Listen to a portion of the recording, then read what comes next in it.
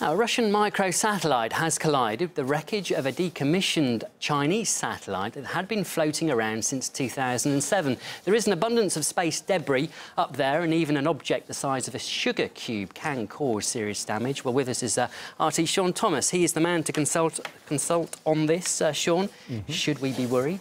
Well, you know, think of it this way. We've been shooting things up into space for more than 50 years now. So there's thousands of objects flying around at 1,000 miles per hour. If they hit anything, it can do some serious damage. Let me talk about this specific event and then talk about the bigger picture. This particular incident talked about space junk from this Chinese satellite that was destroyed in 2007, and then it hit a Russian BLITS satellite. Now, this happened on January 22nd, but it took a while to figure out exactly what happened because scientists discovered that there was a change in the trajectory, change in the orbit of the Russian satellite. They're like, what could have caused this? And then they had to work backwards to try and figure out when this incident happened. And then when they found that, they discovered that there was a near miss of these two, and then they decided that this couldn't have been an actual miss, that it was an actual collision. Now, if you look at the bigger picture, there's about 19,000 pieces of space debris that are larger than 10 centimeters that are being tracked by the world community right now. Why? Because, well, we shoot things into space. We don't want them to come into contact with our satellites that are millions and millions of dollars worth of basically, you know, a commodity, if you will. And so they're being tracked. But there's also more than 300,000 smaller pieces, less than 1 centimeter, just floating around out there as well, thousands of miles per hour.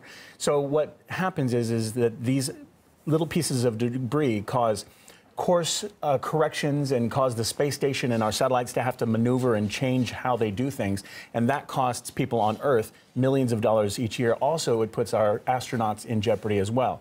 We've had many instances recently, more and more becoming frequently, where the astronauts basically have to hide in the ferry of the Soyuz capsule to avoid a piece of space junk that is coming closer to the International Space Station. So there's actually something called the Kessler syndrome as well, where it's a critical mass, if you will. So much space junk, so much space debris out there that we won't be able to even send anything into space anymore. And there's some debate as to whether we've hit that critical mass or not. But as we put more stuff out there, more junk, you know, is created, and it becomes more expensive and harder to actually put things up in space. So what can we do?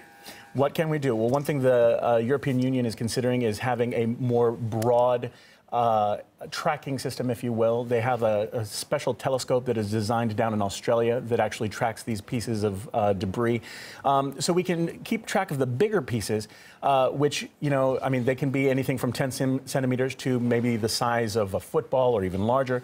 But even these small, like tiny pieces, less than a centimeter, can do significant damage. So with the smaller pieces, not much you can do. And maybe some future technology that we can develop to try and collect it all, but who knows at this point in time. All we can do is track what we can and hope for the best. Yeah, for the meantime, it sounds like the problem is still there and we can expect more situations like this. OK, Sean, thank you very much. Sean Thomas.